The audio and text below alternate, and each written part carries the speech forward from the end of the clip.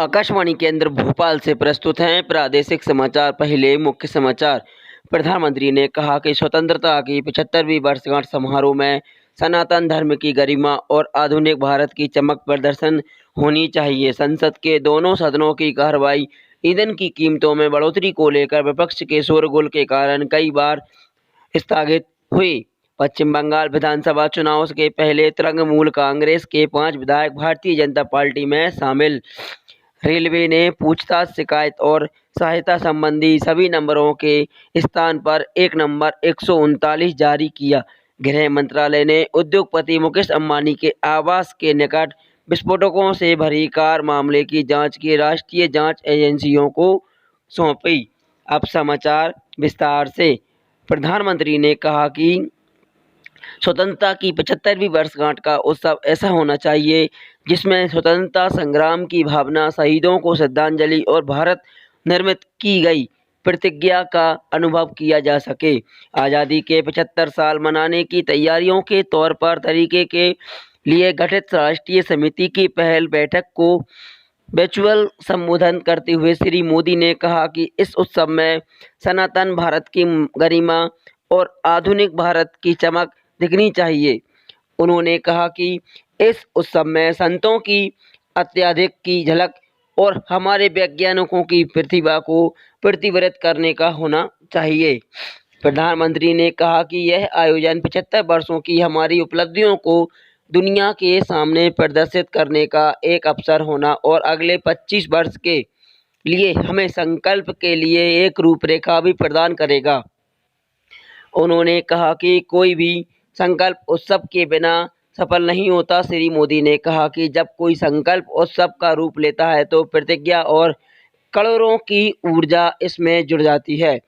प्रधानमंत्री ने कहा कि 75 साल का जश्न 130 करोड़ भारतीयों की भागीदारी के साथ मनाया जाएगा और इस उत्सव के मूल में लोगों की भागीदारी होगी।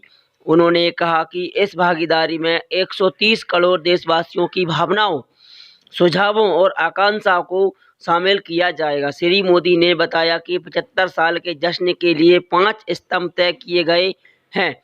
ये स्तंभ स्वतंत्रता संग्राम, 75 का विचार, 75 पर उपलब्धियां, 75 पर कार्य और 75 का समाधान है।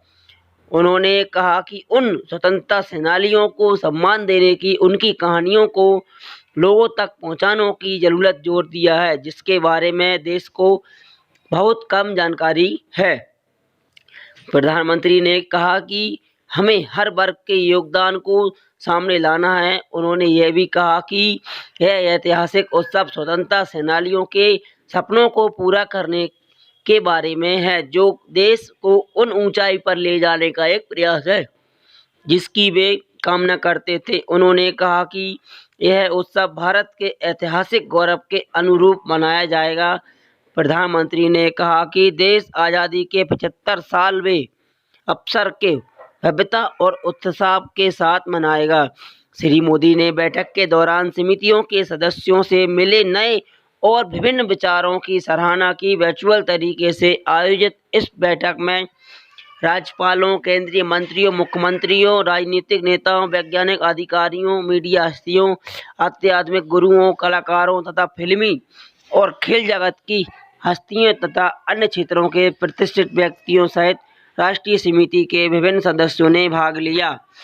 आज की बैठक में राष्ट्रीय समिति के जिन सदस्यों ने अपने विचार व्यक्त किए उनमें पूर्व राष्ट्रपति प्रतिभा देवी सिंह पाटिल, पूर्व प्रधानमंत्री HF देवेगौड़ा, नवीन पटनायक भी शामिल हुए।